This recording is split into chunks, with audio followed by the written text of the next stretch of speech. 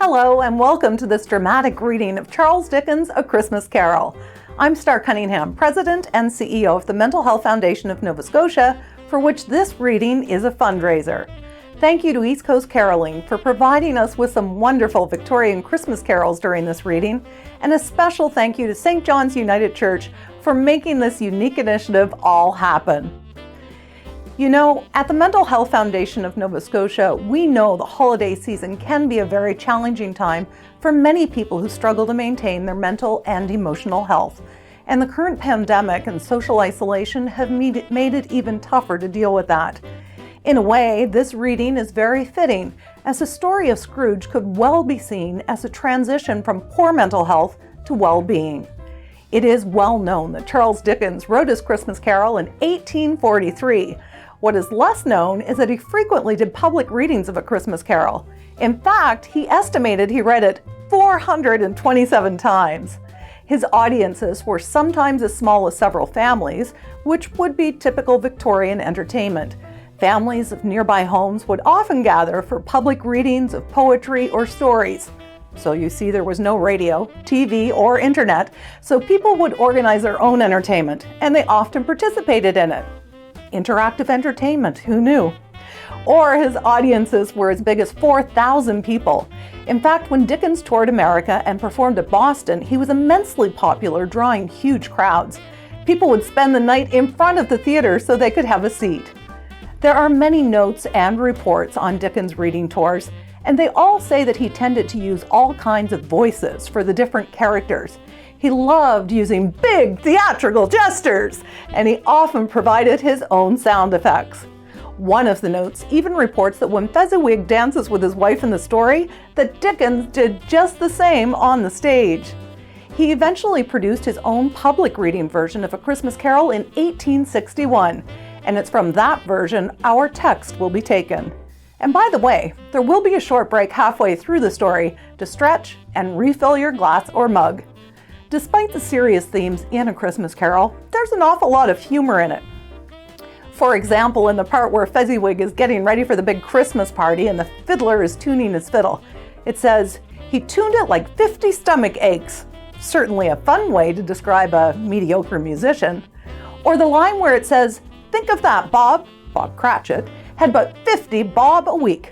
The second bob, of course, is a slang word for shilling, so it's really a clever play on words. Or the expression Jack Robinson. They put the shutters up as quick as Jack Robinson. The story at the time was that a certain Jack Robinson was so shy, he would hand out his card to his host to be announced and then quickly leave before people could greet him. Hence, as quick as Jack Robinson. Now, on to the reading itself. Outside, the snow is falling thick and heavy. Inside, the fireplace is crackling and giving off a nice warm glow. It's time to snuggle up with some eggnog and fruitcake as we start our dramatic reading of Charles Dickens' A Christmas Carol. Stave 1, Marley's Ghost.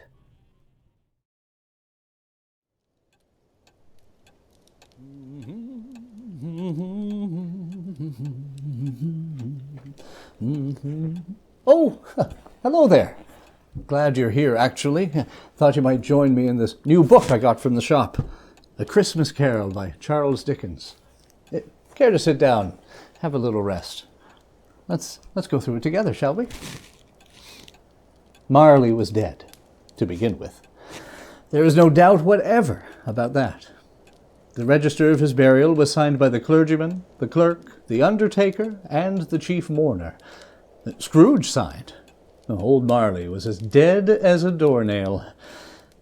Scrooge knew he was dead? Of course he did. How could it be otherwise? Scrooge and he were partners for I don't know how many years, though Scrooge never painted out old Marley's name. There it stood, years afterwards above the warehouse door, Scrooge and Marley. Sometimes people new to the business called Scrooge Scrooge, and sometimes Marley, but he answered to both names. It was all the same to him. Oh, but he was a tight-fisted hand at the grindstone, Scrooge. A squeezing, wrenching, grasping, scraping, clutching, covetous old sinner. Hard and sharp as flint, from which no steel had ever struck out generous fire. Secret and self-contained, and solitary as an oyster, the cold within him froze his old features and nipped his pointed nose, shriveled his cheek, stiffened his gait, made his eyes red, his thin lips blue, and spoke out shrewdly in his grating voice. He carried his own low temperature always about with him. He iced his coffee in the dog days, and didn't thaw it 1 degree at Christmas.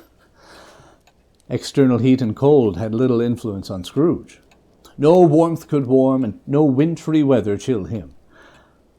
Nobody ever stopped him in the street to say with gladsome looks, "Oh, my dear Scrooge, how are you? When will you come to see me?" No beggars implored him to bestow a trifle. No children asked him what it was o'clock. No man or woman ever once in all his life inquired the way to such and such a place of Scrooge. Even the blind men's dogs appeared to know him, and when they saw him coming on, would tug their owners into doorways and up courts. But what did Scrooge care? It was the very thing he liked, to edge his way along the crowded paths of life, warning all human sympathy to keep its distance. Once upon a time, of all the good days in the year, on Christmas Eve, old Scrooge sat busy in his counting-house. It was cold, bleak, biting weather, foggy withal, and he could hear the people in the court outside go wheezing up and down, beating their hands upon their breasts, and stamping their feet upon the pavement stones to warm them. The city clocks had only just gone 3, but it was quite dark already. The fog came pouring in at every chink and keyhole, and it was so dense without that although the court was of the narrowest, the houses opposite were mere phantoms. The door of Scrooge's counting-house was open that he might keep his eye upon his clerk, who in a dismal little cell beyond, a sort of tank, was copying letters. Scrooge had a very small fire, but the clerk's fire was so very much smaller that it looked like 1 coal. But he couldn't replenish it, for Scrooge kept the coal box in his own room. And so surely as the clerk came in with the shovel, the master predicted that it would be necessary for them to part.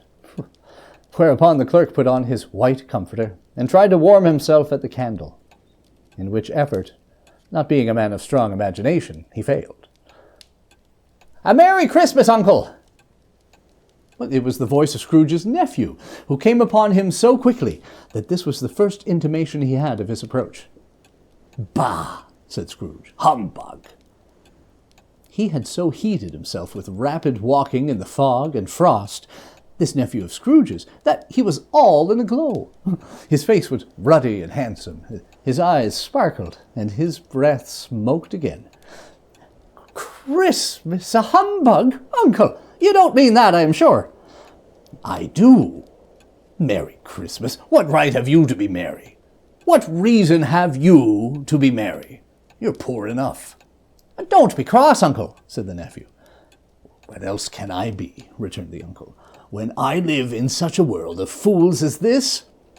Merry Christmas! Out upon Merry Christmas! What's Christmas time to you but a time for paying bills without money? A time for finding yourself a year older, but not an hour richer." "If I could work my will," said Scrooge indignantly, "every idiot who goes about with Merry Christmas on his lips should be boiled with his own pudding and buried with a stake of holly through his heart. He should." "Uncle!" pleaded the nephew. "Nephew," returned the uncle sternly, "keep Christmas in your own way, and let me keep it in mine." "Keep it," repeated Scrooge's nephew. "But you don't keep it." The clerk in the tank involuntarily applauded. Becoming immediately sensible of this impropriety, he poked the fire and extinguished the last frail spark forever. "Don't be angry, Uncle. Come, dine with us tomorrow." "Good afternoon," said Scrooge. I want nothing from you. I ask nothing of you. Why cannot we be friends? Good afternoon. I am sorry, with all my heart, to find you so resolute. I'll keep my Christmas humour to the last. So, a Merry Christmas, Uncle. Good afternoon, said Scrooge. And a Happy New Year. Good afternoon, said Scrooge. His nephew left the room without an angry word, notwithstanding.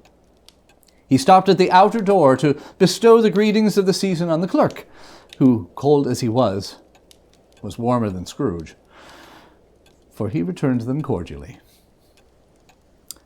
There's another fellow, muttered Scrooge, who overheard him. My clerk, with 15 shillings a week and a wife and family, talking about a Merry Christmas. I'll retire to Bedlam. The clerk, in letting Scrooge's nephew out, had let 2 other people in. They were portly gentlemen, pleasant to behold, and now stood with their hats off in Scrooge's office. They had books and papers in their hands and bowed to him. Scrooge and Marley's, I believe, said one of the gentlemen, referring to his list. Have I the pleasure of addressing Mr. Scrooge or Mr. Marley? Mr. Marley has been dead these 7 years, Scrooge replied. He died 7 years ago this very night. We have no doubt his liberality is well represented by his surviving partner, said the gentleman, presenting his credentials. At this festive season of the year, Mr. Scrooge, said the gentleman, taking up a pen, it is more than usually desirable that we should make some slight provision for the poor and destitute, who suffer greatly at the present time. Many thousands are in want of common necessaries. Hundreds of thousands are in want of common comforts, sir. Are there no prisons? Oh, plenty of prisons. And the union workhouses, are they still in operation? They are, still, returned the gentleman. I wish I could say they were not. At the treadmill and the poor law are in full vigour, then? Oh, both very busy, sir. Oh, I was afraid from what you said at first that something had occurred to stop them in their useful course, said Scrooge. I'm very glad to hear it. Under the impression that they scarcely furnish Christian cheer of mind or body to the multitude, returned the gentleman, a few of us, Mr. Scrooge, are endeavouring to raise a fund to buy the poor some meat and drink and means of warmth. We choose this time because it is a time of all others when want is keenly felt and abundance rejoices. What shall I put you down for? Nothing, Scrooge replied. You wish to be anonymous? I wish to be left alone. Since you ask me what I wish, gentlemen, that is my answer. I don't make merry myself at Christmas, and I can't afford to make idle people merry. I help to support the establishments I have mentioned. They cost enough, and those who are badly off must go there. Many can't go there, Mr. Scrooge, and many would rather die. If they would rather die, said Scrooge, they had better do it, and decrease the surplus population. Good afternoon, gentlemen. Seeing clearly that it would be useless to pursue their point, the gentleman withdrew. Scrooge returned his labours with an improved opinion of himself, and the fog and darkness thickened so that people ran about with flaring links, proffering their services to go before horses and carriages and conduct them on their way. The ancient tower of a church, whose gruff old bell was always peeping slyly down at Scrooge out of a Gothic window in the wall, became invisible and struck the hours and quarters in the clouds, with tremulous vibrations afterwards, as if its teeth were chattering its frozen head up there. The cold became intense. In the main street at the corner of the court, some labourers were repairing the gas pipes, and had lighted a great fire in a brazier, round which a party of ragged men and boys were gathered, warming their hands and winking their eyes before the blaze in rapture. Foggier yet, and colder, piercing, searching, biting cold, the owner of one scant young nose gnawed and mumbled by the hungry cold as bones are gnawed by dogs, stooped down at Scrooge's keyhole to regale him, with a Christmas carol. God bless you, merry gentlemen, will nothing you dismay. Remember Christ our Savior was born on Christmas Day, to save us all from Satan's power when we were gone astray. Oh, tidings of comfort and joy, comfort and joy. Oh, tidings of comfort and joy. In Bethlehem, in Judy, this blessed babe was born, and laid within a manger upon this blessed morn. The witch's mother Mary did nothing take in scorn. Oh, tidings of comfort and joy, comfort and joy. Oh, tidings of comfort and joy. From God our Heavenly Father a blessed angel came, and unto certain shepherds brought tidings of the same, how that in Bethlehem was born the Son of God by name. Oh, tidings of comfort and joy, comfort and joy. Oh, tidings of comfort and joy. Scrooge seized the ruler with such energy of action that the singers fled in terror, leaving the keyhole to the fog and even more congenial frost. At length, the hour of shutting up the counting-house arrived. With an ill-will, Scrooge dismounted from his stool and tacitly admitted the fact to the expectant clerk in the tank, who instantly snuffed his candle out and put on his hat. "You'll want all day tomorrow, I suppose," said Scrooge. "If quite convenient, sir." "It's not convenient, and it's not fair. If I was to stop half a crown for it, you'd think yourself ill-used. I'll be bound. And yet you don't think me ill-used when I pay a day's wages for no work." The clerk observed that it was only once a year.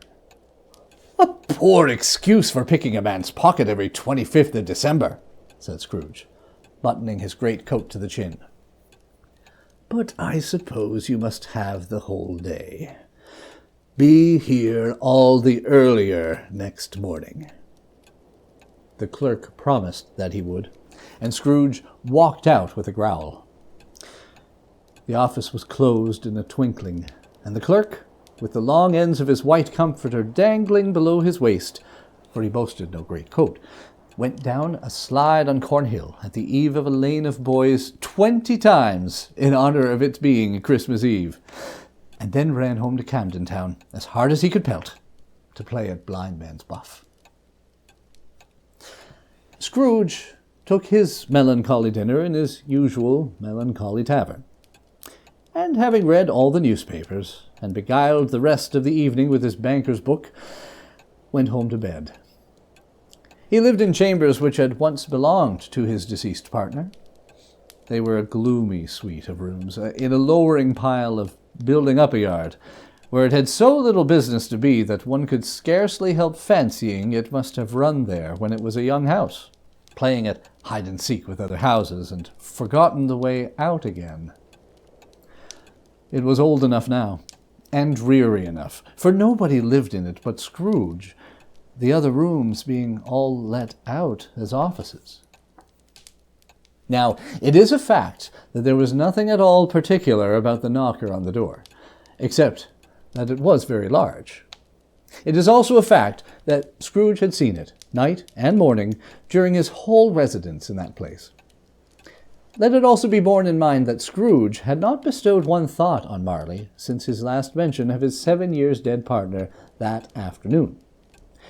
And then let any man explain to me, if he can, how it happened that Scrooge, having his key in the lock of the door, saw in the knocker, without its undergoing any intermediate process of change, not a knocker, but Marley's face.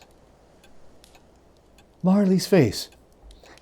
It was not in impenetrable shadow as the other objects in the yard were, but had a dismal light about it, like a bad lobster in a dark cellar.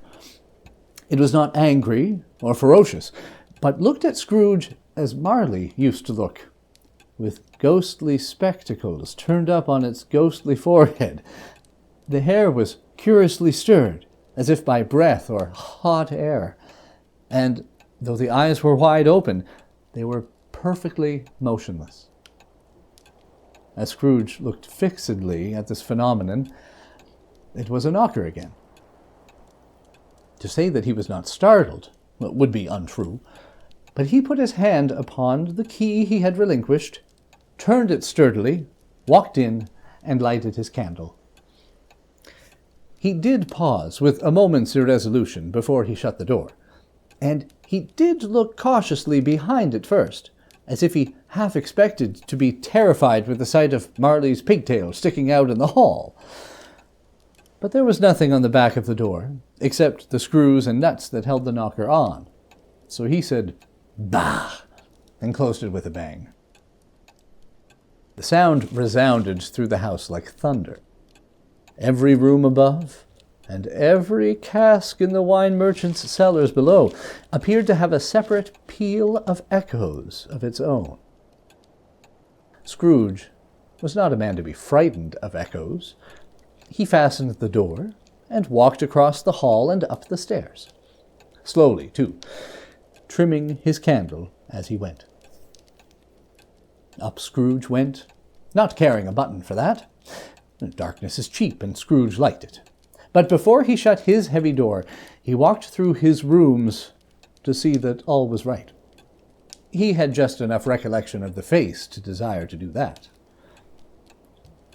Sitting room, bedroom, lumber room, all as they should be. Nobody under the table, nobody under the sofa, a small fire in the grate, spoon and basin ready, and the little saucepan of gruel, Scrooge had a cold in his head, upon the hob.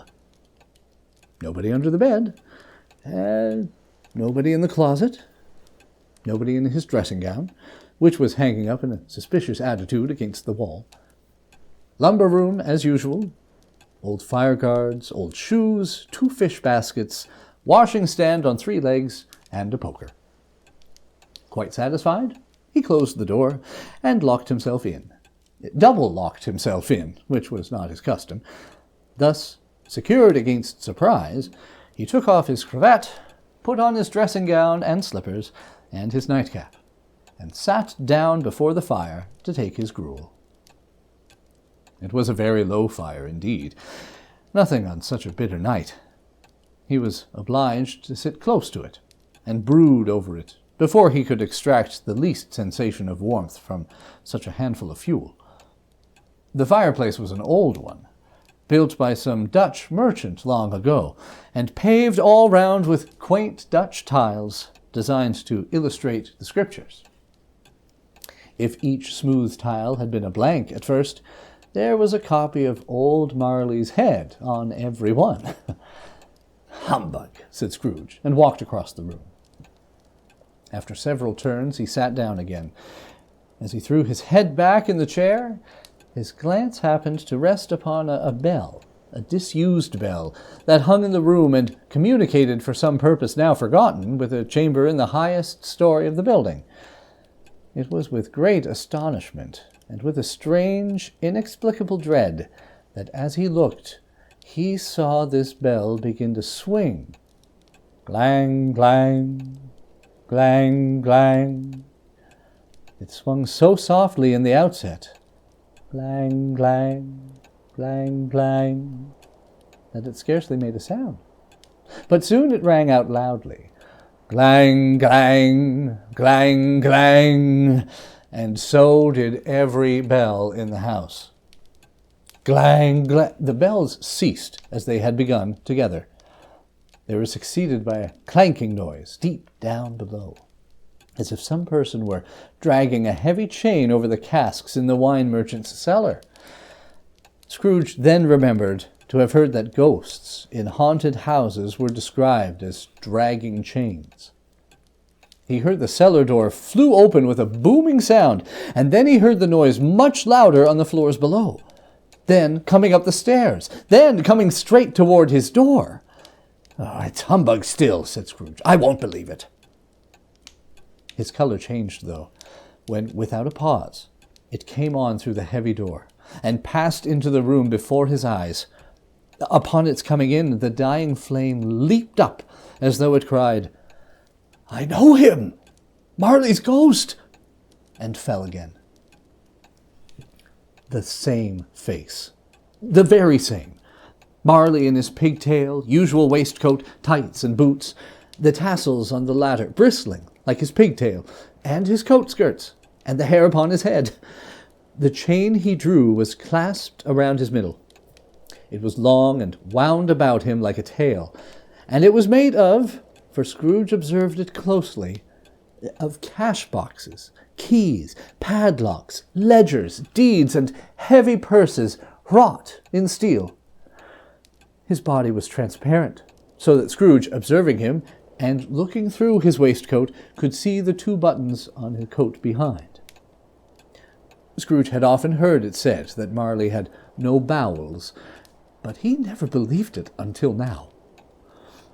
No, nor did he believe it even now, though he looked the phantom through, and saw it standing before him, though he felt the chilling influence of its death-cold eyes, and marked the very texture of the folded kerchief bound about its head and chin. "How now?" said Scrooge, caustic and cold as ever. What do you want with me?" "Much." Marley's voice, no doubt about it. "Who are you?" "Ask me who I was." "Who were you, then?" "In life, I was your partner, Jacob Marley." Can you sit down?" asked Scrooge, looking doubtfully at him. "I can." "Do it, then." Scrooge asked the question because he didn't know whether a ghost so transparent might find himself in a condition to take a chair. But the ghost sat down on the opposite side of the fireplace, as if he were quite used to it. "You don't believe in me," observed the ghost. "I don't," said Scrooge. At this, the spirit raised a frightful cry and shook its chain with such a dismal and appalling noise that Scrooge held on tight to his chair to save him from falling in a swoon. But how much greater was his horror when the phantom, taking off the bandage round his head, as if it were too warm to wear indoors, its lower jaw dropped down upon its breast. Scrooge fell upon his knees and clasped his hands before his face. "Mercy," he said. "Dreadful apparition, why do you trouble me?" "Man of the worldly mind," replied the ghost, "do you believe in me or not?" I do," said Scrooge. "I must." "But why do spirits walk the earth, and why do they come to me?" "It is required of every man," the ghost returned, "that the spirit within him should walk abroad among his fellow men, and travel far and wide. And if that spirit goes not forth in life, it is condemned to do so after death. It is doomed to wander through the world, oh, woe is me, and witness what it cannot share, but might have shared on earth, and turned to happiness." You are fettered," said Scrooge, trembling. "Tell me why." "I wear the chain I forged in life," replied the ghost. "I made it link by link, and yard by yard. I girded it on my own free will, and of my own free will I wore it. Is its pattern strange to you? Or would you know the weight and length of the strong coil you bear yourself? It was full as heavy and as long as this 7 Christmas Eves ago. You have labored on it since. It is a ponderous chain." Scrooge glanced about him on the floor, in the expectation of finding himself surrounded by some 50 or 60 fathoms of iron cable, but he could see nothing. "Jacob, old Jacob Marley, and tell me more. Speak comfort to me, Jacob." "I have none to give," the ghost replied. It comes from other regions, Ebenezer Scrooge, and is conveyed by other ministers to other kinds of men. My spirit never walked beyond our counting house. Mark me, in life my spirit never roved beyond the narrow limits of our money-changing hole, and weary journeys lie before me. I never knew that any Christian spirit working kindly in its little sphere, whatever it may be, will find its mortal life too short for its vast means of usefulness. Not to know that no space of regret can make amends for one's life's opportunity misused, yet such was I. Oh, such was I. But you were always a good man of business, Jacob, faltered Scrooge, who now began to apply this to himself. Business? Cried the ghost, wringing its hands again. Mankind was my business. The common welfare was my business. Charity, mercy, forbearance, and benevolence were all my business. The dealings of my trade were but a drop of water in the comprehensive ocean of my business. It held up its chain at arm's length, as if that were the cause of all its unavailing grief, and flung it heavily upon the ground again. At this time of the rolling year I suffer most. Hear me! My time is nearly gone. I will, said Scrooge, but don't be hard upon me. Don't be flowery, Jacob, pray. You will be haunted by 3 spirits. Without their visits you cannot hope to shun the path I tread. Expect the first tomorrow, when the bell tolls 1. Expect the second on the next night at the same hour. The third upon the next night when the last stroke of 12 has ceased to vibrate. Couldn't I take 'em all at once and have it over, Jacob? Look to see me no more, and look that, for your own sake, you remember what has passed between us. The spectre took its wrapper from the table and bound it round its head as before. Scrooge knew this by the smart sound its teeth made when the jaws were brought together by the bandage.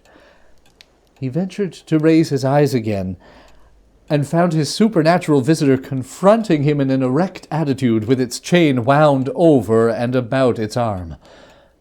The apparition walked backward from him, and at every step it took, the window raised itself a little, so that when the spectre reached it, it was wide open. It beckoned Scrooge to approach, which he did.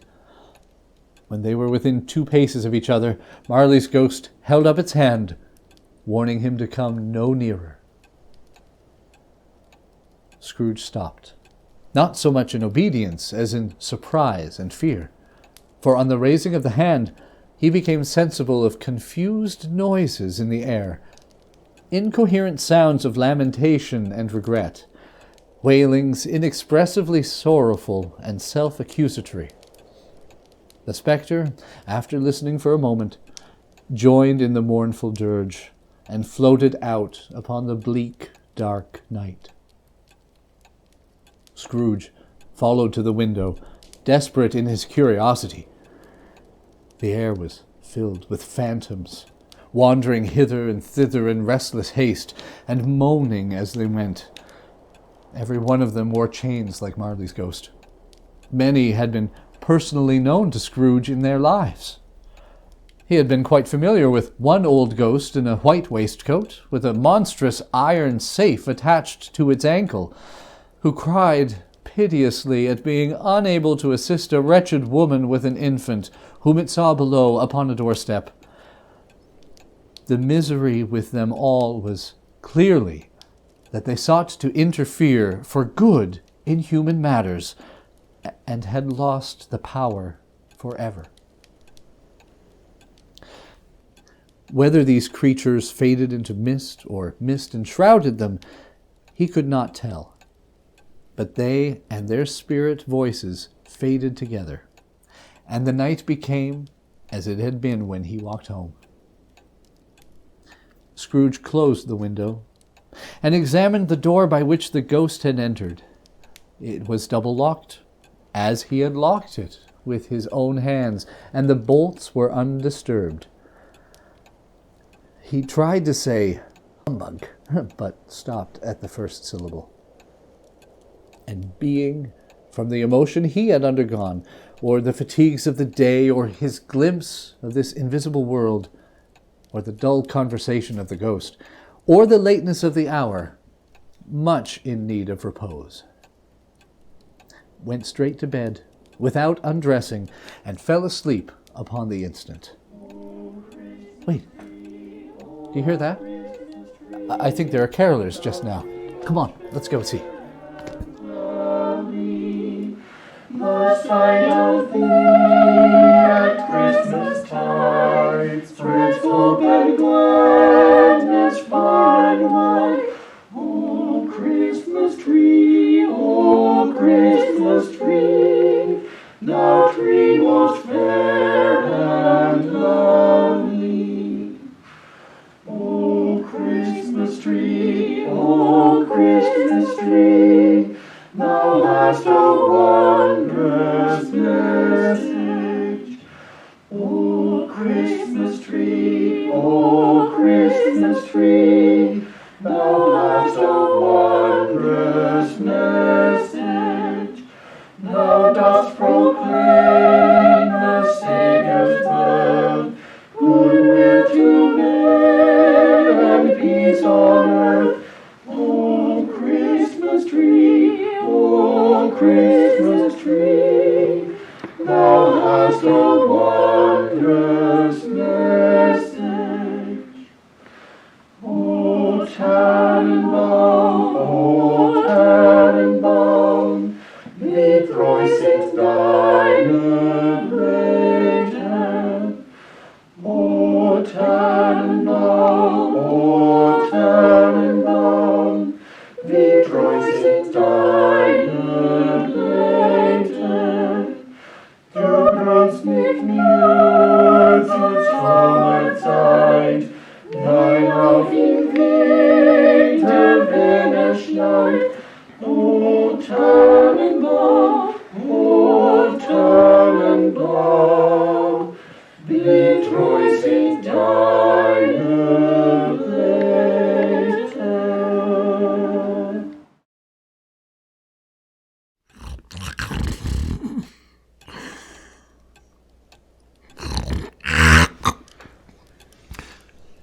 Awakening in the middle of a prodigiously tough snore, and sitting up in bed to get his thoughts together, Scrooge had no occasion to be told that the bell was again upon the stroke of 1. He felt he was restored to consciousness in the right nick of time, for the special purpose of holding a conference with the second messenger dispatched to him through Jacob Marley's intervention. But finding that, he turned uncomfortably cold when he began to wonder which of his curtains this new spectre would draw back. He put them every one aside with his own hands, and lying down again, established a sharp lookout all around his bed, for he wished to challenge the spirit on the moment of its appearance, and did not wish to be taken by surprise and made nervous. Now, being prepared for almost anything was not by any means prepared for nothing. And consequently, when the bell struck 1 and no shape appeared, he was taken with a violent fit of trembling. All this time he lay upon his bed, the very core and centre of a blaze of ruddy light, which streamed upon it when the clock proclaimed the hour, and which, being only light, was more alarming than a dozen ghosts, as he was powerless to make out what it meant. At last he began to think that the source and the secret of this ghostly light might be in the adjoining room, from whence, on further tracing it, it seemed to shine. This idea taking full possession of his mind, he got up softly and shuffled in his slippers to the door. It was his own room. There was no doubt about that. But it had undergone a surprising transformation. The walls and the ceilings were so hung with living green that it looked a perfect grove, from every part of which bright gleaming berries glistened. The crisp leaves of holly and mistletoe and ivy reflected back the light, as if so many little mirrors had been scattered there. And such a mighty blaze went roaring up the chimney as that dull petrifaction of a hearth had never known in Scrooge's time. Heaped upon the floor, to form a kind of throne, were turkeys and geese, game, poultry, brawn, great joints of meat, sucking pigs, long wreaths of sausages, mince pies, plum puddings, barrels of oysters, red-hot chestnuts, cherry-cheeked apples, juicy oranges, luscious pears, and seething bowls of punch that made the chamber dim with their delicious steam. In easy state upon this couch there sat a giant, glorious to see, who bore a glowing torch in shape not unlike Plenty's horn, and he held it up, high up, to shed its light on Scrooge as he came peeping around the door. Come in, and know me better, man. I am the ghost of Christmas Present. Look upon me." The ghost was clothed in one simple green robe, or mantle, bordered with white fur. This garment was so loose upon his figure that its capacious breast was bare. Its feet, observable beneath the ample folds of the garment, were also bare. And on its head he wore no other covering than a holly wreath, set here and there with shining icicles. Its dark brown curls were long and free, free as its genial face, free as its sparkling eye, its open hand, its cheery voice, its unconstrained demeanor, and its joyful air. Girded around its middle was an antique scabbard, but no sword was in it, and the ancient sheath was eaten up with rust. "You have never seen the likes of me before." "Never." "Have never walked forth with the younger members of my family, meaning, for I am very young, my elder brothers born in these later years?" I don't think I have. I'm afraid I've not. Have you had many brothers, Spirit?" "More than 1,800. "A tremendous family to provide for." The ghost of Christmas Present rose. "Touch my robe." Scrooge did as he was told and held it fast. Holly, mistletoe, red berries, ivy, turkeys, geese, game, poultry, brawn, meat, pigs, sausages, oysters, pies, puddings, fruit, and punch all vanished instantly. So did the room and the fire, the ruddy glow, the hour of night, and they stood in the city streets on Christmas morning. The sky was gloomy, and the shortest streets were choked up with a dingy mist, half thawed, half frozen, whose heavier particles descended in shower of sooty atoms, as if all the chimneys in Great Britain had by one consent caught fire and were blazing away to their dear hearts' content. There was nothing very cheerful in the climate or the town, and yet there was an air of cheerfulness abroad. The steeple bells called good people all to church and chapel, and away they came flocking through the streets in their best clothes and with the gayest faces. The good spirit led him straight to Scrooge's clerk's house. Mrs. Cratchit, Bob Cratchit's wife, dressed out but poorly in a twice-turned gown, but brave in ribbons, which are cheap and make a goodly show for a sixpence, was laying the cloth, assisted by Belinda Cratchit, second of her daughters, also brave with ribbons, while Master Peter Cratchit plunged the fork into the saucepan of potatoes, and getting the corners of his monstrous shirt collar, Bob's private property, into his mouth. And now the two smaller Cratchits, boy and girl, came tearing in. screaming that outside the baker's they had smelt the goose and known it for their own. And basking in luxurious thoughts of sage and onion, these young Cratchits danced around the table and exalted Master Peter Cratchit to the skies, while he, not proud, although his colour nearly choked him, blew the fire until the slow potatoes, bubbling up, knocked loudly at the saucepan lid to be let out and peeled. "Whatever got your precious father, then? And your brother, Tiny Tim? And Martha weren't as late last Christmas Day by half an hour?" "Here's Martha, mother!" cried the two young Cratchits. "Oh, there's such a goose, Martha!" "Why, bless your heart alive, my dear, how late you are!" said Mrs. Cratchit, kissing her a dozen times and taking off her shawl and bonnet for her with officious zeal. "Well, never mind, so long as you're welcome. Sit ye down before the fire, my dear, and have a warm. Lord bless ye." "No, no, no, there's father coming," cried the two young Cratchits, who were everywhere at once. "Hide, Martha, hide!" So Martha hid herself, and in came little Bob, the father, with at least 3 feet of comforter, exclusive of the fringe, hanging down before him, and his threadbare clothes darned up and brushed to look seasonable, and Tiny Tim upon his shoulder. Alas for Tiny Tim, he bore a little crutch, and he had his limbs supported by an iron frame. "Why, where's our Martha?" cried Bob Cratchit, looking around. "Not coming." "Not coming?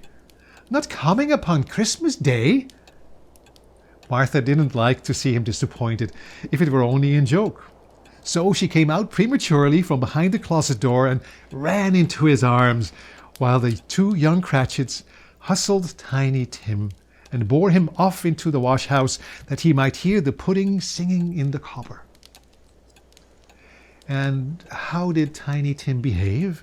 asked Mrs. Cratchit, when Bob had hugged his daughter to his heart's content.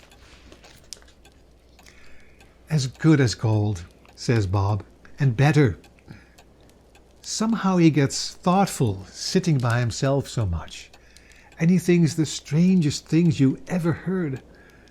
He told me, coming home, that he hoped the people saw him in the church, because he was a cripple, and it might be pleasant to them to remember upon Christmas Day who made the lame beggars walk and blind men see. He's growing strong and sturdy." Thump, thump, thump. Tim's crutch was heard upon the floor, and back he came before another word was spoken. Escorted by his brother and sister to his stool before the fire, and while Bob, turning up his cuffs, as if, poor fellow, they were capable of being made more shabby, compounded some hot mixture in a jug with gin and lemons, and stirred it round and round, and put it on the hob to simmer. Master Peter and the two ubiquitous young Cratchits went to fetch the goose, with which they soon returned in high procession. Such a bustle ensued that you might have thought a goose was the rarest of all birds, a feathered phenomenon to which a black swan was a matter of course. And in truth, it was something very like it in that house. Mrs. Cratchit made the gravy hissing hot. Master Peter mashed the potatoes with incredible vigour. Miss Belinda sweetened up the apple sauce. Martha dusted the hot plates. Bob took Tiny Tim beside him in a corner at the table. The two young Cratchits set chairs for everybody, not forgetting themselves, and mounting guard upon their posts, crammed spoons into their mouths, lest they should shriek for goose before their turn came to be helped. At last the dishes were set on, and grace was said. For what we are about to receive, may the Lord make us truly thankful. Amen. Amen. Amen. It was succeeded by a breathless pause as Mrs. Cratchit, looking slowly all along the carving knife, prepared to plunge it in the beast. But when she did, and when the long-expected gush of stuffing issued forth, one murmur of delight arose all around the board, and even Tiny Tim, excited by the two young Cratchits, beat on the table with the handle of his knife and cried, "Hurrah!" There never was such a goose. Bob said he didn't believe there ever was such a goose cooked. Its tenderness, its flavor, size, its cheapness were the themes of universal admiration. Eked out by applesauce and mashed potatoes, it was a sufficient dinner for the whole family. Indeed, as Mrs. Cratchit said with great delight, surveying one small atom of a bone upon the dish, they hadn't ate it all at last. Yet everyone had had enough, and the youngest Cratchits in particular were steeped in sage and onion to the eyebrows. But now, the plates being changed by Miss Belinda, Mrs. Cratchit left the room alone, too nervous to bear witness, to take the pudding up and bring it in. Suppose it should not be done enough. Suppose it should break in turning out. Suppose somebody should have got over the wall of the backyard and stolen it while they were merry with the goose. A supposition at which the two young Cratchits became livid. All sorts of horrors were supposed. Hello! A great deal of steam. The pudding was out of the copper. Ooh! A smell like washing day? Oh, that was the cloth. A smell like an eating house and a pastries cook's next door to each other, with a laundress's next door to that. That was the pudding. In half a minute, Mrs. Cratchit entered, flushed but smiling proudly, with the pudding, like a speckled cannonball, so hard and so firm, blazing in half a quartern of ignited brandy, and bedight with Christmas holly stuck into the top. A wonderful pudding, Bob Cratchit said, that he regarded it as the greatest success achieved by Mrs. Cratchit since their marriage. Mrs. Cratchit said, now that the weight was off her mind, she would confess she had her doubts about the quantity of the flour. Everybody had to say something about it, but nobody said or thought at all it was a small pudding for a large family.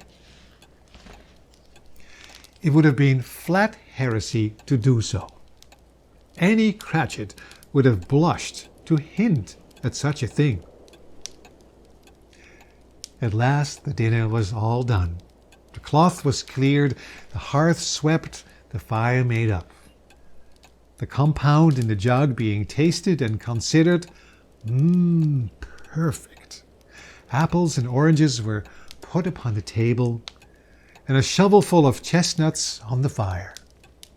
And then all the Cratchit family drew around the hearth in what Bob Cratchit called a circle, meaning half a one, and at Bob Cratchit's elbow stood the family display of glass, 2 tumblers, and a custard cup without a handle. However, these held the hot stuff from the jug as well as golden goblets would have done. And Bob served it out with beaming looks, while the chestnuts in the fire sputtered and cracked noisily. Then Bob proposed, "A Merry Christmas to all of us, my dears. God bless us." "God bless us, everyone," said Tiny Tim, the last of all. He sat very close to his father's side upon his little stool. Bob held his withered little hand in his. "Spirit, tell me, will Tiny Tim live?" "I see a vacant seat in the poor chimney corner, and a crutch without an owner, carefully preserved. If these shadows remain unaltered by the future, the child will die. If these shadows remain unaltered by the future, none other of my race will find him here. What then? If he be like to die, he had better do it, and decrease the surplus population. Scrooge hung his head to hear his own words quoted by the Spirit, and was overcome with penitence and grief. Man, if man you be in heart, not adamant, forbear that wicked cant until you have discovered what the surplus is, and where it is. Will you decide what men shall live, what men shall die? It may be that in the sight of heaven you are more worthless and less fit to live than millions like this poor man's child. Scrooge bent before the ghost's rebuke, cast his eyes upon the ground, but he raised them speedily on hearing his own name. Mr. Scrooge! I give you Mr. Scrooge, the founder of the feast. The founder of the feast, indeed? Oh, I wish I had him here. I'd give him a piece of my mind to feast upon, and I hope he'd have a good appetite for it. My dear, the children, Christmas Day. It should be Christmas Day, I'm sure, on which one drinks the health of such an odious, stingy, hard, unfeeling man as Mr. Scrooge. Oh, you know how he is, Bob. Nobody knows it better than you do, poor fellow. My dear, Christmas Day. Well, I'll drink his health for your sake and the day's, not for his. Long life to him, a Merry Christmas and a Happy New Year. The children drank the toast after her. It was the first of their proceedings which had no heartiness in it. Tiny Tim drank it last of all, but he didn't care twopence for it. Scrooge was the ogre of the family. The mention of his name cast a dark shadow on the party, which was not dispelled for 5 full minutes. But after it passed away, they were 10 times merrier than before, from the mere relief of Scrooge the baleful being done with. All this time the chestnuts and the jug went round, and by they had a song from Tiny Tim, who had a plaintive little voice, and who sang it very well indeed. Christ, my highest heaven adore, Christ the everlasting Lord, late in time behold him come, offspring of a virgin's womb, veiled in flesh the Godhead see, hail incarnate deity, Jesus man with man to dwell, Jesus of Emmanuel. Hark the herald angels sing, glory to the newborn King. There was nothing of remark in this. They were not a handsome family. They were not well dressed. Their shoes were far from being waterproof. Their clothes were scanty. But they were happy and grateful, pleased with one another, and contented with the time. And when they faded and looked happier yet in the bright sprinklings of the Spirit's torch at parting, Scrooge had his eye upon them, and especially on Tiny Tim, until the last. By this time it was getting dark, and snowing pretty heavily. And as Scrooge and the Spirit went along the streets, the brightness of the roaring fires in kitchens and parlours and all sort of rooms was wonderful. Blessings on it, How the ghost exulted, how it bared its breadth of breast and opened its capacious palm and floated on, outpouring with a generous hand its bright and harmless mirth on everything within its reach. It was a great surprise to Scrooge, while listening to the moaning of the wind, to hear a hearty laugh. It was a much greater surprise to Scrooge to recognize it as his own nephew's, and to find himself in a bright, dry, gleaming room with the spirit standing smiling by his side, and looking at that same nephew with approving affability. "He said that Christmas was a humbug, as I live," said Scrooge's nephew, "and he believed it too." "More shame for him, Fred," said Scrooge's niece. "He's a comical old fellow, that's the truth, and not so pleasant as he might be. However, his offences carry their own punishment, and I'm sorry for him. I couldn't be angry with him if I tried. Who suffers by his ill whims? Himself, always. Here, he takes it into his head to dislike us, and he won't come and dine with us. What's the consequence? The consequence of his taking a dislike to us and not making merry with us is, as I think, that he loses some pleasant moments, which could do him no harm. I mean to give him the same chance every year, whether he likes it or not, for I pity him, and I think I shook him yesterday." It was his company's turn to laugh now at the notion of his shaking Scrooge, but being thoroughly good-natured, and not much caring what they laughed at, so they laughed at any rate, he encouraged them in their merriment, and passed the bottle joyously. The whole scene passed off in the breath of the last words spoken by his nephew, and Scrooge and the spirit were again upon their travels. Much they saw, and far they went, and many homes they visited, but always with a happy end. The spirits stood beside sick beds, and they were cheerful. On foreign lands, and they were close at home. By struggling men, and they were patient in their greater hope. By poverty, and it was rich.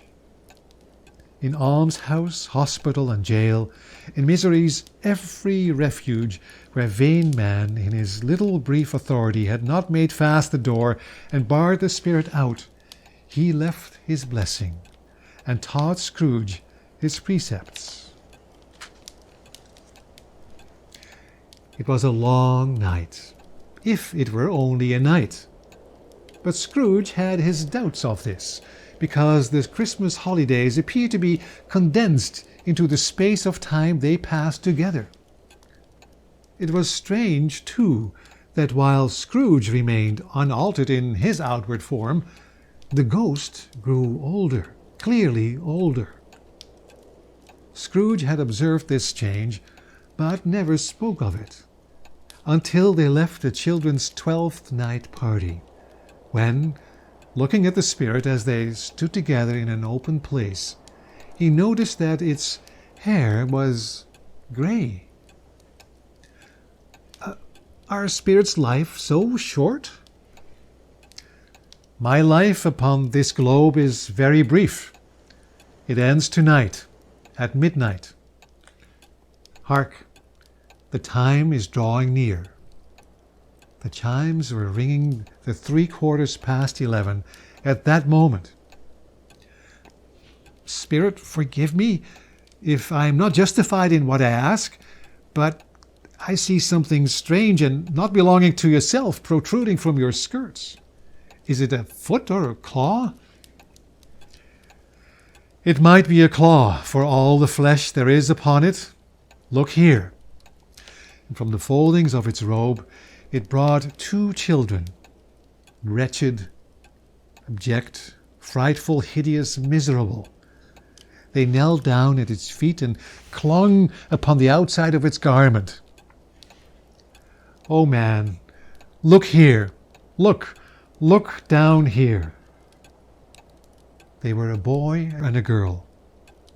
Yellow, meager, ragged, scowling wolfish, but prostrate too in their humility. Where graceful youth should have filled their features out and touched them with its freshest tints, a stale and shriveled hand, like that of age, had pinched and twisted them and pulled them into shreds. Where angels might have sat enthroned, devils lurked and glared out menacing. No change, no degradation, no perversion of humanity in any grade through all the mysteries of wonderful creation had monsters half so horrible and dread. Scrooge startled back, appalled. "Spirit, are they yours?" "They are man's," said the Spirit, looking down upon them. "Beware them both, and all of their degree, but most of all beware of this boy. For on his brow I see that written which is doom, unless the writing be erased. This boy is ignorance. This girl is want." "Deny it," cried the Spirit, stretching out his hand towards the city. "Slander those who tell it ye. Admit it for your own factious purposes, and make it worse, and abide the end. Have they no refuge or resource? Are there no prisons? Are there no workhouses?" The bell struck 12. The angel Gabriel from heaven came. His wings as drifted snow, his eyes as flame. "O hail," said he, "thou lowly maiden Mary, most highly favored lady,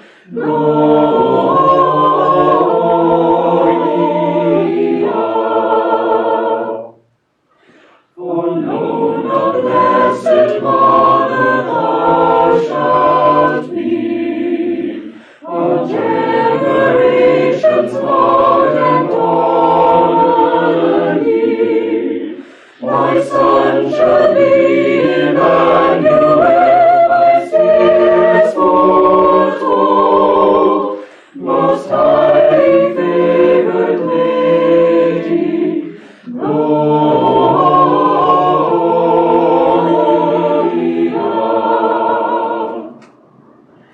And gentle Mary meekly bowed her head to meet me as it pleased her, for she said, "My soul shall laud and magnify his holy name, most highly favored lady, Gloria."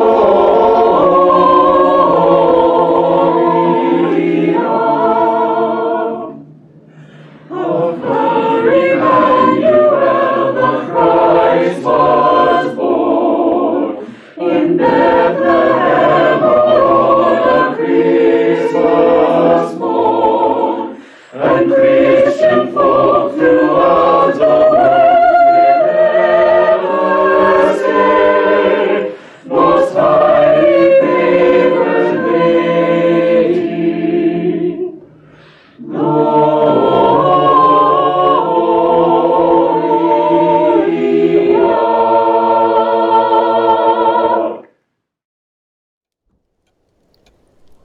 Slowly, gravely, silently, the phantom approached.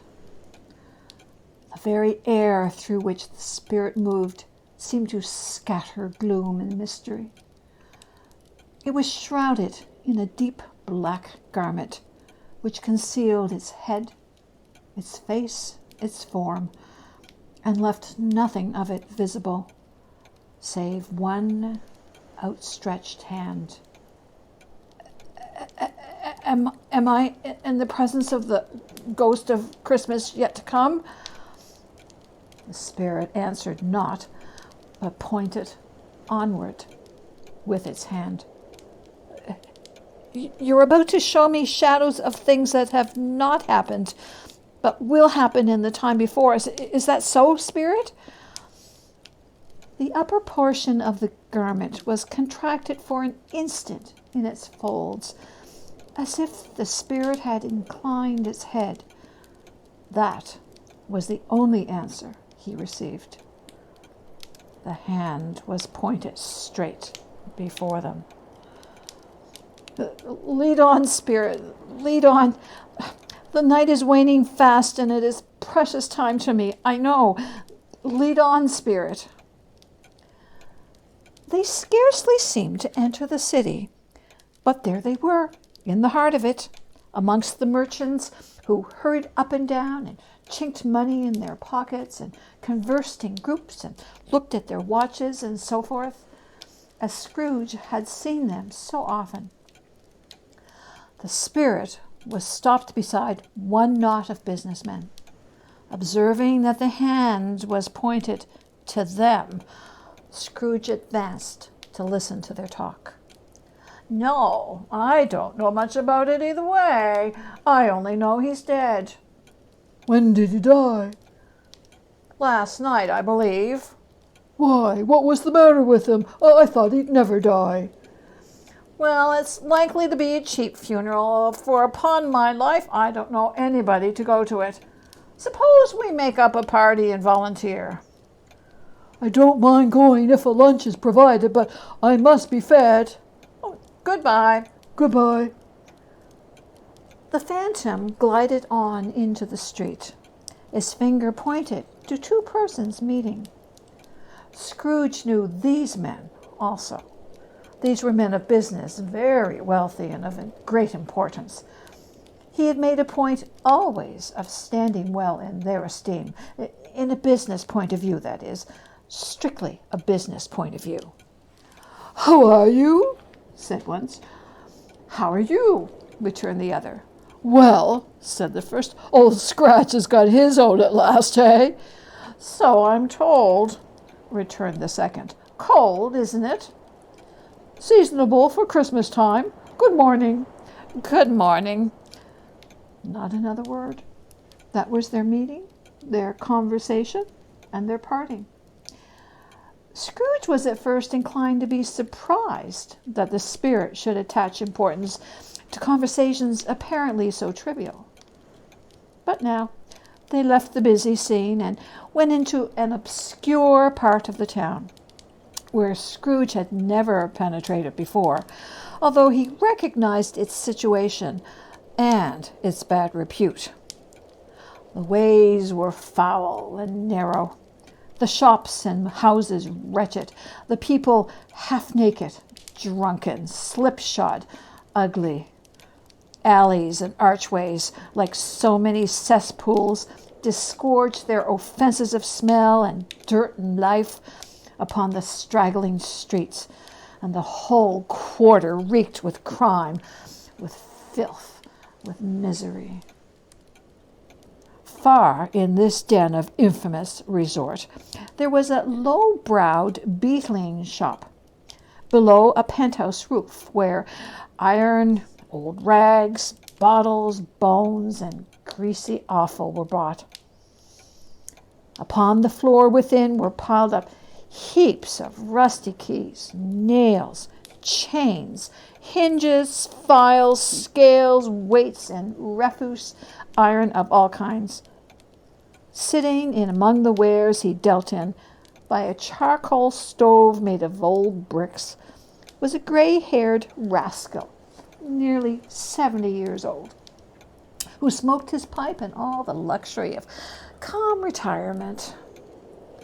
Scrooge and the phantom came into the presence of this man, just as a woman with a heavy bundle slunk into the room. But she had scarcely entered when another woman, similarly laden, came in too, and she was closely followed by a man in faded black, who was no less startled by the sight of them than they had been upon the recognition of each other.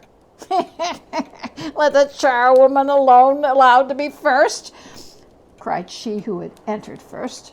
"Let the laundress allowed to be the second, and let the undertaker's man allowed to be the third."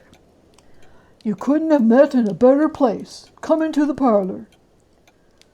The woman who had spoken threw her bundle on the floor and sat down in a flaunting manner on a stool, crossing her elbows on her knees and looking with bold defiance at the other two. "What odds, then? What odds, Mrs. Dilber? Every person has a right to take care of themselves. He always did. Who's the worse for the loss of a few things like these? Not a dead man, I suppose. Why wasn't he natural in his lifetime? If he had been, he'd have had somebody to look after him when he was struck with death, instead of lying gasping out his last there, alone by himself. Open that bundle, old Joe, and let me know the value of it." But the gallantry of her friends would not allow any of this, and the man in faded black, mounting the breach first, produced his plunder. It was not extensive: a seal or two, a pencil case, a pair of sleeve buttons, and a brooch of no great value at all. They were severely examined and appraised by old Joe, who chalked the sums he was disposed to give for each upon the wall, and added them up into a total when he found there was nothing more to come. Mrs. Dilber was next. Sheets and towels, a little wearing apparel, 2 old-fashioned silver teaspoons, a pair of sugar tongs, and a few books. Her account was stated on the wall in the same manner. "Now, under my bundle, Joe." Joe went down on his knees for greater convenience of opening it, and, having unfastened a great many knots, dragged out a large and heavy roll of some dark stuff. What do you call this? Bed curtains? You don't mean to say you took 'em down, rings and all, with him lying there? "Yes, I do. Why not? Don't drop that oil upon those blankets now." His blankets? "How else do you think? He isn't likely to take cold without 'em, I dare say." Hope he didn't die of anything catching, eh? "Don't you be afraid of that. I ain't so fond of his company that I'd loiter around him for such things if he did. You may look through that shirt till your eyes ache, but you won't find a hole in it nor a threadbare place. It's the best he had, and a fine one, too. They'd have wasted it if it hadn't been for me." What do you call wasting of it? "Putting him on him to be buried in. Someone was fool enough to do it, but I took it off again." Scrooge listened to this dialogue in horror. As they sat grouped about their spoil in the scanty light afforded them by the old man's lamp, he viewed them with a detestation and disgust which could hardly have been greater if they had been obscene demons marketing the corpse itself. The scene changed. And now he almost touched a bed, a bare, uncurtained bed, on which, beneath a ragged sheet, there lay something covered up, which, though it was dumb, announced itself in awful language. The room was very dark. A pale light rising in the outer air fell straight upon the bed, and on it, plundered and bereft, unwatched, unwept, uncared for, was the body of a man. Scrooge glanced toward the phantom. Its steady hand was pointing to the head. The cover was so carelessly adjusted that the slightest raising of it, the motion of a finger upon Scrooge's part, would have disclosed the face. He lay in the dark empty house. A cat was tearing at the door, and there was the sound of gnawing rats beneath the hearthstone. What they wanted in the room of death, and why they were so restless and disturbed, Scrooge did not dare to think. Spirit, this is a fearful place. In leaving it, I shall not leave its lesson. Trust me, let's go. Still, the ghost pointed with an unmoved finger to the head. I understand you, and I would do it if I could, but I have not the power, Spirit. I have not the power. Again, it seemed to look upon him. But Spirit, I beg, if there's any person in the town who feels emotion caused by this man's death, show me that person, Spirit, I beseech you. The phantom spread its dark robe before him for a moment, like a wing, and withdrawing it, revealed a room by daylight, where a mother and her children were. She was expecting someone, and with anxious eagerness. At length, a long-expected knock was heard.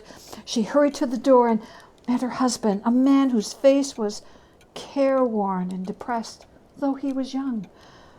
There was a remarkable expression in it now, a kind of serious delight of which he felt ashamed and which he struggled to repress. Is it good or bad? Bad. Her wife quite ruined then? No, there's hope yet, Caroline. If he relents, there is. Nothing is past hope if a miracle has happened. He's past relenting. He's dead. She was a mild and patient creature if her face spoke truth.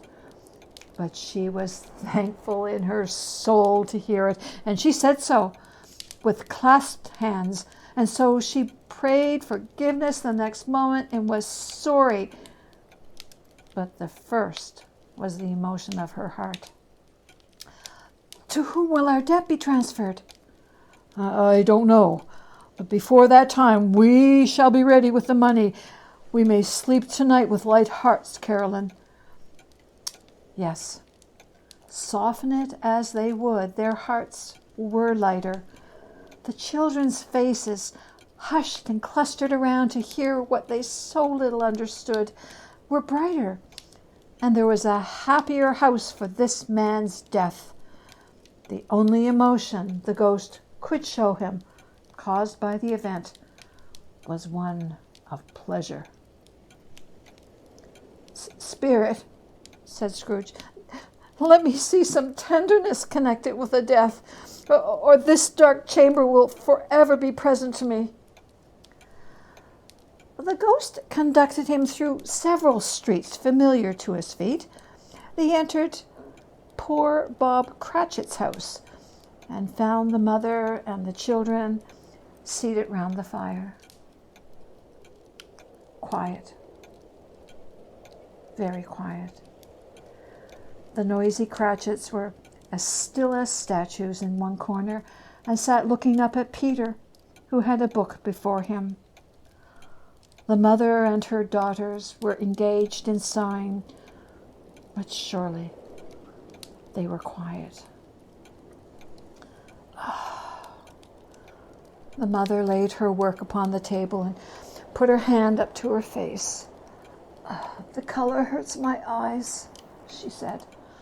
It makes them weak by candlelight, and I wouldn't show weak eyes to your father when he comes home for the world.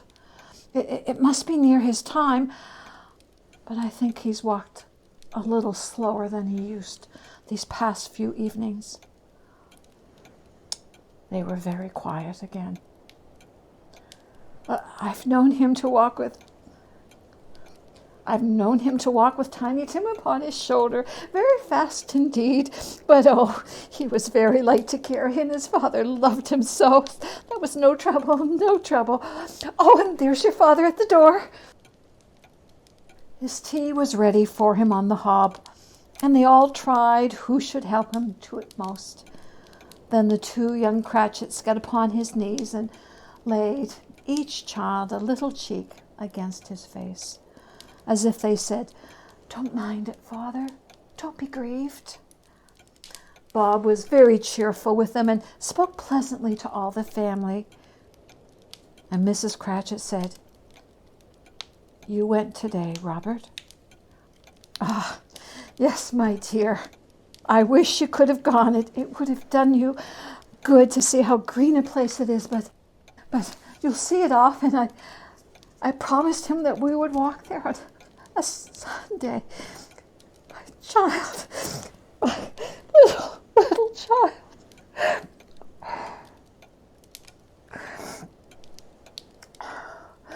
He couldn't help it. If he could have helped it, he and his child would have been further apart, perhaps, than they were. He left them and went upstairs to the room above, which was lighted cheerfully and hung with Christmas. There was a chair set close beside the body of the child, and there were signs of someone having been there lately. Bob sat down in it, and when he had thought a little and composed himself, he kissed the child's face. He was reconciled to what had happened and went down again. And they drew about the fire and talked, the girls and mother working still. Bob told them of the extraordinary kindness of Mr. Scrooge's nephew, whom he had scarcely seen but once, and who, meeting him in the street that day and seeing that he looked just a little down, you know, on which he inquired what had happened to distress him, on which, said Bob, for he is the pleasantest spoken gentleman you've ever heard, I told him, "I'm heartily sorry for it, Mr. Cratchit, and heartily sorry for your good wife. But it really seemed as if he had known our Tiny Tim and felt with us. But however and whenever we part from one another, I'm sure we shall none of us forget poor Tiny Tim. Shall we, on this first parting there was among us?" "Never, Father. And I know, my dears, that when we recollect how patient and mild he was, though he was just a little child, we shall not quarrel easily among ourselves and forget poor Tiny Tim in doing it." "No, never, Father." "I am happy," said Bob. "I'm very happy. Spectre, something informs me that our parting moment is at hand. I know it, but I know not how. Tell me what man that was whom we saw lying dead." The ghost of Christmas yet to come made no comment, but conveyed him, as before, until they reached an iron gate, a churchyard. Here, then, the wretched man whose name he had now to learn lay underneath the ground. It was a worthy place, walled in by houses, overrun by grass and weeds. The spirit stood among the graves and pointed down to one. Scrooge advanced towards it, trembling. The phantom was exactly as it had been, but he dreaded what he saw, new meaning in its solemn shape. "Before I draw near to that stone to which you point, answer me one question. Are these the shadows of the things that will be, or are they the shadows of things that may be only?" Still the ghost pointed downward to the grave by which it stood. "Men's courses will foreshadow certain ends, to which, if persevered in, they must lead. But if the courses be departed from, the ends will change. Say it's thus with what you show me." The spirit was immovable as ever. Scrooge crept towards it, trembling as he went, and following the finger, read upon the stone of the neglected grave his own name, Ebenezer Scrooge. Am I that man that lay upon the bed? The finger pointed from the grave to him and back again. No, spirit, no, spirit. Hear me. I'm not the man I was. Why show me this if I'm past all hope? Oh, good spirit, assure me that I may change these shadows you've shown me by an altered life. I will honor Christmas in my heart and try to keep it all the year. I will live in the past, the present, and the future. The spirits of all three shall strive within me. I will not shut out the lessons that they teach. Oh, tell me I may wash away the writing on this stone. And there began an alteration in the phantom's hood and dress. It shrunk, collapsed, and dwindled down into a bedpost. Yes, and the bedpost was his own. The room was his own. The bed curtains, his own. They are not torn down. They are not torn down, rings and all. They are here. I am here. The shadows of things that have been maybe dispelled. They will be. I know they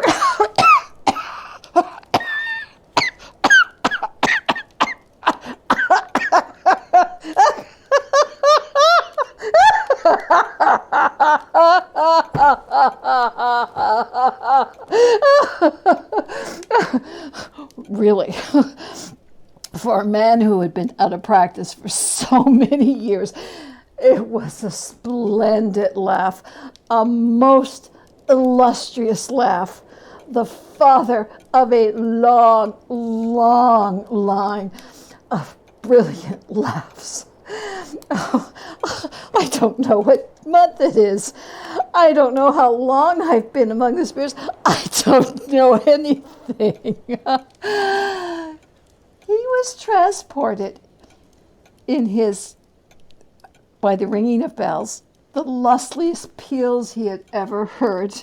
Clash, clang, clash, hammer, ding, dong, ding, dong, bell, ding, hammer, clang, clash. Still rings, singing on its way, the word revolves from night to day. A voice, a chime, a chant sublime, of peace on earth, goodwill to all, to all. I heard the bells of peace on earth to all. Running to the window, he opened it and put out his head. No fog, no mist.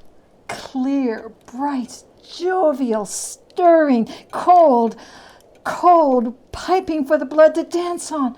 Golden sunlight, heavenly sky, sweet fresh air, merry bells. Oh, glorious, glorious.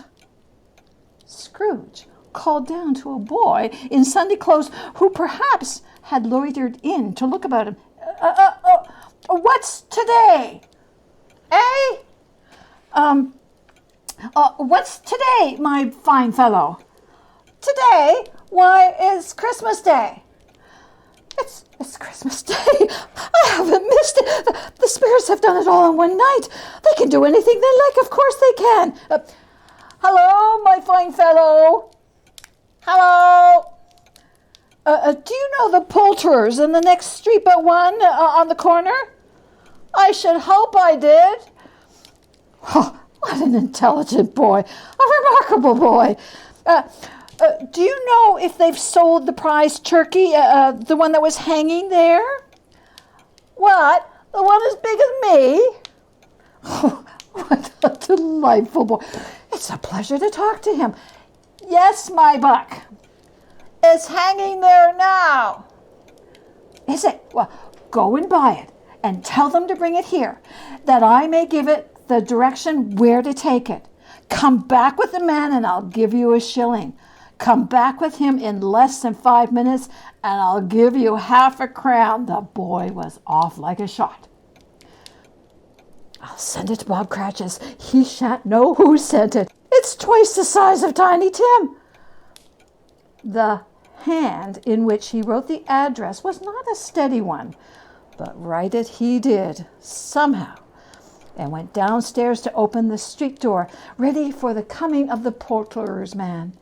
As he stood there, awaiting his arrival, the knocker caught his eye. I shall love it as long as I live. I scarcely ever looked at it before. What an honest expression it has in its face. What a wonderful knocker. Oh, here's the turkey. Hello, yoo-hoo, yoo-hoo, yoo-hoo. How are you? Oh, Merry Christmas. It was a turkey. He could never have stood upon his legs, that bird. He would have snapped them off in a minute, like sticks of sealing wax. Why, it's impossible to carry that to Camden Town. You must have a cab.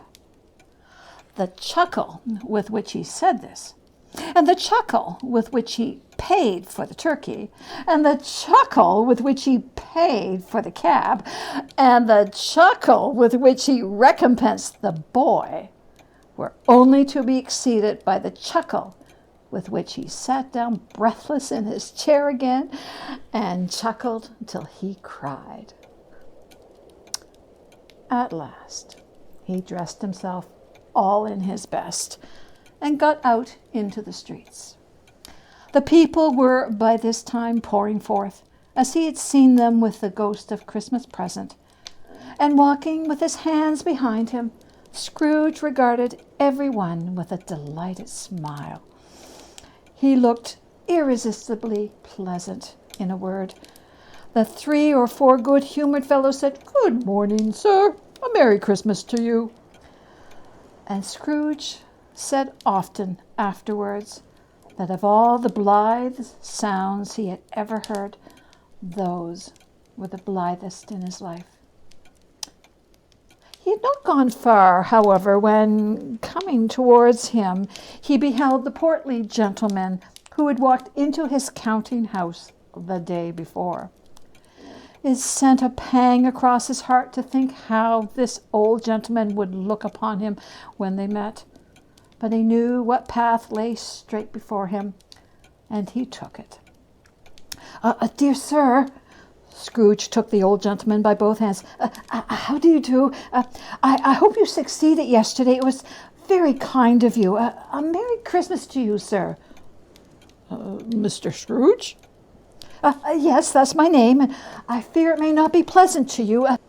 Allow me to beg your pardon, and will you have the goodness to... And here Scrooge whispered in his ears, Lord bless me, my dear Mr. Scrooge, are you serious? Oh, if you please, not a farthing less. A great many back payments are included in, I assure you. Will you do me that favor? Oh, my dear, I don't know what to say to such munificence. Oh, don't say anything, please.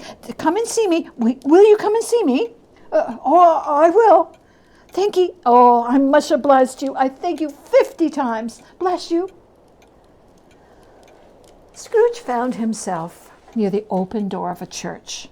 He went inside, and the first time in many years, he joined his voice with his fellow creatures in a Christmas hymn. God bless ye, very gentlemen, let nothing ye dismay. Remember Christ our Savior was born on Christmas Day to save us all from Satan's power when we were gone astray. Oh, tidings of comfort and joy, comfort and joy. Oh, tidings of comfort and joy.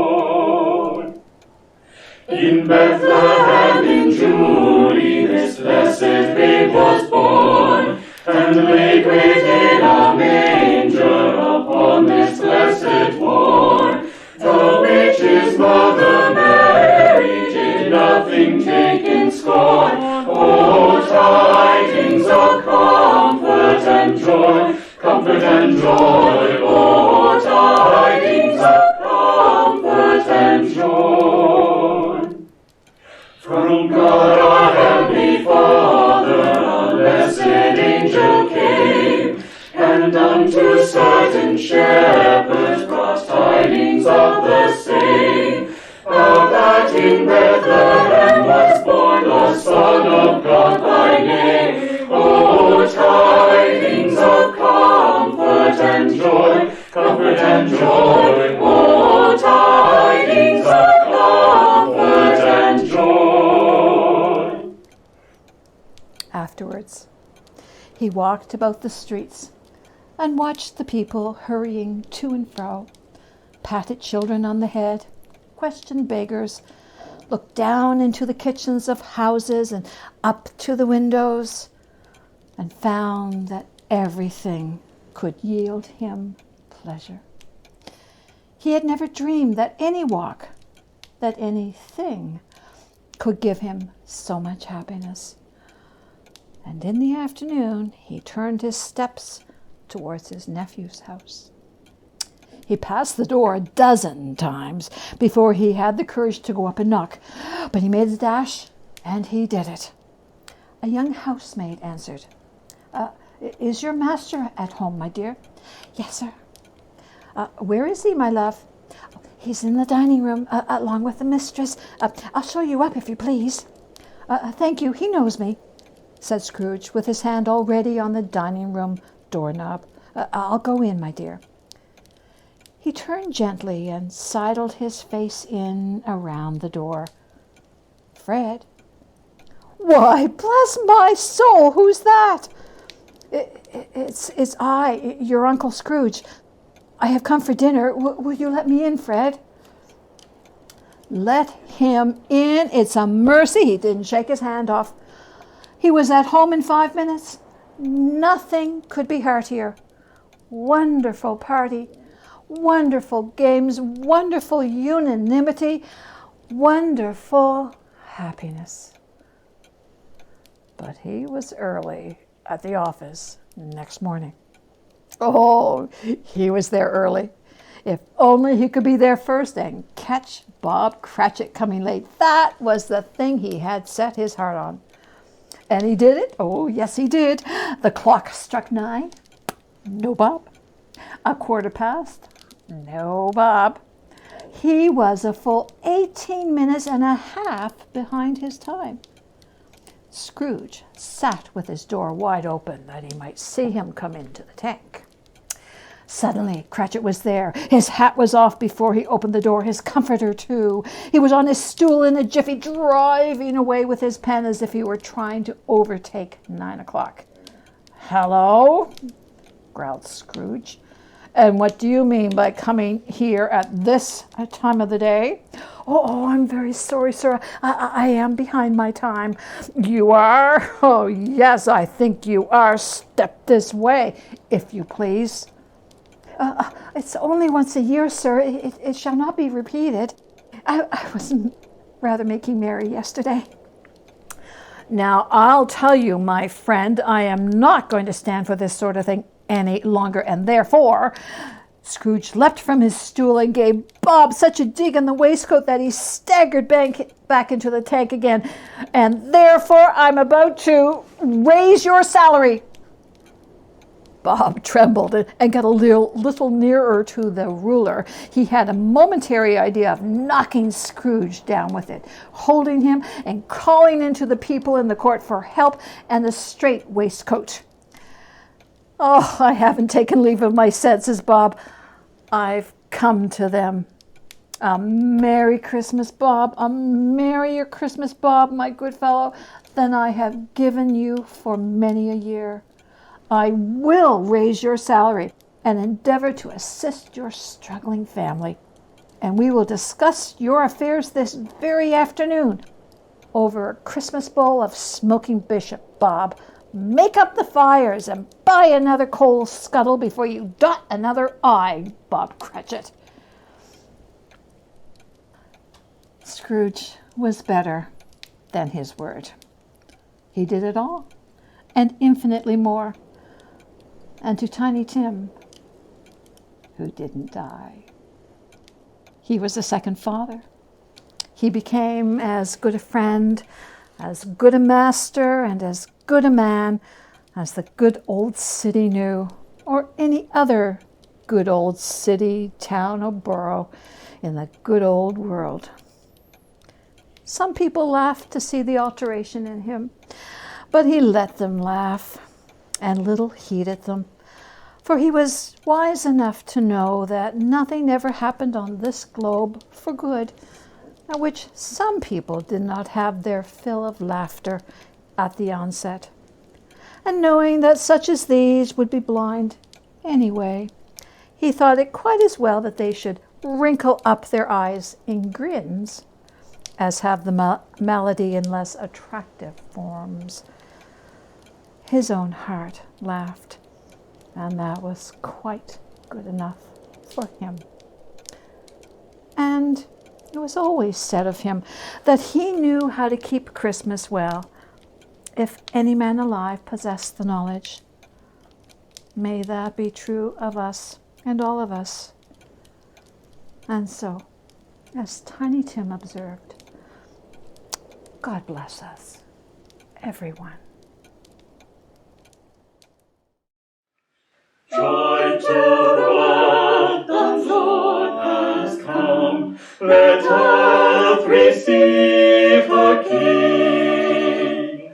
Let every heart prepare him rule. And heaven and nature sing. And heaven and nature sing. And heaven and nature sing. And heaven and nature sing. Joy to the world, the Savior reigns. Let men their songs employ, while fields and floods, rocks, hills and plains repeat the sounding joy. Repeat the sounding joy. Repeat the sounding joy.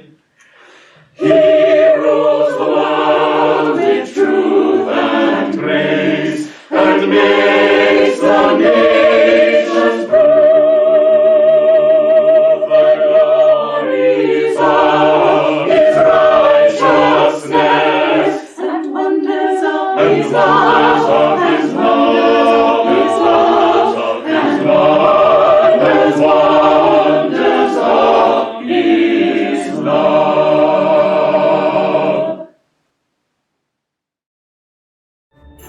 I hope you enjoyed this special reading and that it gave you some hope and some food for thought about what matters in life. My sincere thanks once again to St. John's United Church for so generously offering their time and energy to make this fundraiser happen. It is so greatly appreciated. Many people experience worry and sadness during the holiday season, and especially now during this time of pandemic and social isolation. The impact is even more difficult for those already living with mental illness and addiction. If you are struggling, please know that you are not alone, and there is absolutely no embarrassment in asking for help. Mental health is health. Thank you, and may your Christmas be merry and meaningful.